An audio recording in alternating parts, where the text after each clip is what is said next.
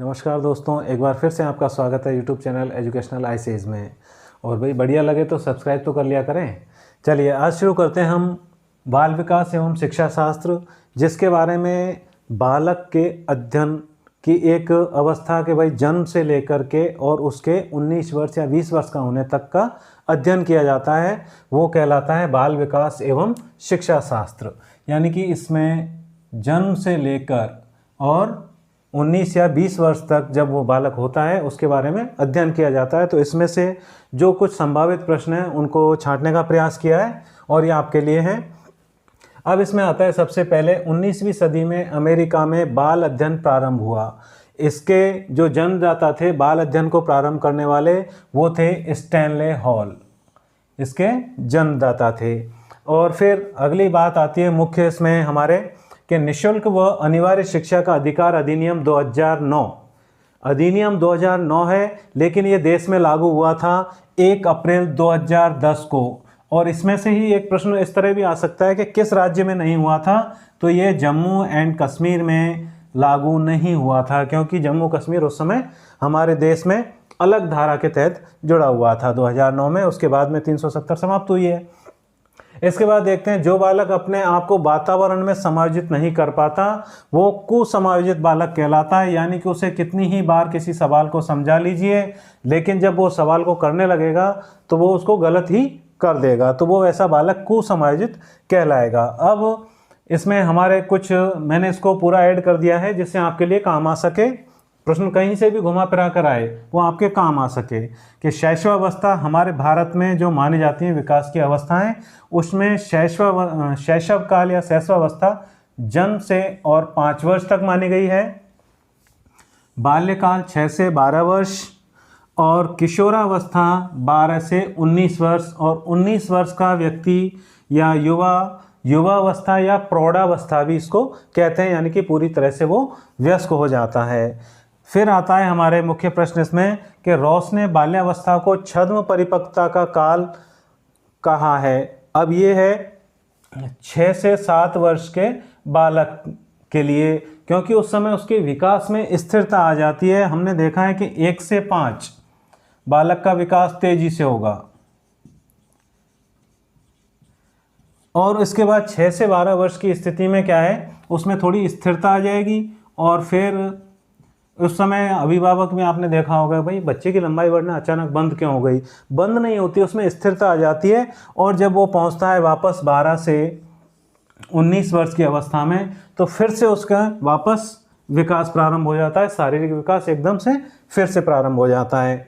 अब देखते हैं हम शिक्षा के अधिकार अधिनियम 2009 में बिना मान्यता के विद्यालय संचालन, एक बहुत ही महत्वपूर्ण बिंदु है, क्योंकि अभी कोविड-19 के दौरान ऐसी काफ़ी स्थितियां आई कि मान्यता नहीं है, बच्चे पढ़ रहे हैं और उसमें परेशानियों का सामना हुआ। तो मान्यता नहीं है, उस विद्यालय पर जुर्माना होगा 1 लाख रुपए। लेकिन यदि वो फिर भी इसका उल्लंघन करता है तो 10,000 रुपये प्रतिदिन फिर वापस से उस पर जुर्माना किया जाएगा, जब तक कि वो अपने विद्यालय के बालकों को किसी विद्यालय में वापस से मर्ज नहीं कर देता है। तो 1 लाख रुपए पहली बार में जुर्माना है, और फिर उल्लंघन करने पर 10,000 रुपये पर डे के हिसाब से जुर्माना लिया जाएगा। अब देखिए किशोरावस्था 12 से 19 वर्ष, इसे कहते हैं एज ऑफ ब्यूटी, यानी सुनहरे सपनों का दौर। और दूसरी भाषा में या फिर कह सकें पाश्चात्य भाषा में कहेंगे तो इसे टीन एज, यानी कि 12 के बाद 13, 14, 15, 16, तो वो टीन एज भी कह सकते हैं, इसको कहा जाता है। अब आता है सूक्ष्म चिंतन का प्रारंभ बाल्यावस्था से हो जाता है। बालक छोटी छोटी बातों के बारे में सोचना प्रारंभ कर देता है। किशोरावस्था को अपराध प्रवृत्ति के विकास का नाजुक काल वैलेंटाइन ने माना है। क्यों माना है कि इस दौरान बालक बहुत जल्दी ही किसी भी रास्ते पर मुड़ सकता है, जैसा उसके दोस्तों ने कह दिया, किसी अन्य परिचित ने कह दिया, तो बहुत जल्दी वो एक अलग रास्ता चुन लेगा। यानी कि वो रास्ता गलत है या सही है इसके बारे में वो विचार नहीं करेगा, इसलिए इसको अपराध प्रवृत्ति की ओर मुड़ने का नाजुक काल माना है। और इसे ही फिर हमारे स्टैनले हॉल महोदय ने तूफान और झंझावत की अवस्था भी कहा था। आपको पता होगा स्टैनले हॉल के अनुसार तूफान और झंझावत की अवस्था भी है, यानी कि बालक अपने आप को ये डिसाइड नहीं कर पाता है कि मैं क्या करूं और क्या ना करूं, उसके मानसिक द्वंद्व की स्थिति बनी रहती है।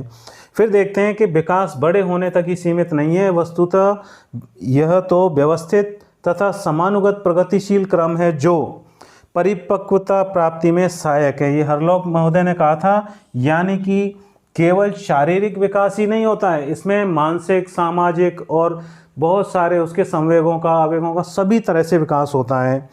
अब एक प्रश्न आता है, काफ़ी महत्वपूर्ण है, दिशा, संख्या आदि का सही निरूपण न कर पाना प्रकरण संबंधी अक्षमता है। यानी कि हम इसमें देखते हैं कभी बालक कहता है बेटा आपका घर किस तरफ है, कि इस तरफ, और यदि उसका मुंह दूसरी तरफ है, घर किस तरफ है, तो भी इस तरफ, तो ये प्रक्रमण की समस्या हुई।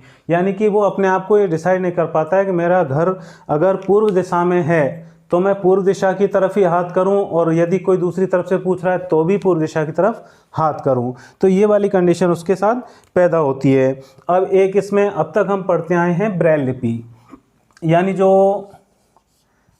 बालक अंधे होते हैं उनके लिए ब्रेल लिपि होती है। अब कुछ बालक बोलने में अक्षम होते हैं, सुनने में अक्षम होते हैं, तो सुनने में अक्षम बालकों के लिए होती है ओष्ठ अध्ययन विधि, जिसे दिया था जैना, निची और मुलर वाले की विधि है। ये इसमें प्रमुख है, तो इसको भी ध्यान रखिएगा परीक्षा के दृष्टिकोण से। तो आज की वीडियो में इतना ही, बने रहिए मेरे साथ मेरे चैनल पर और प्लीज़ सब्सक्राइब कर लीजिए।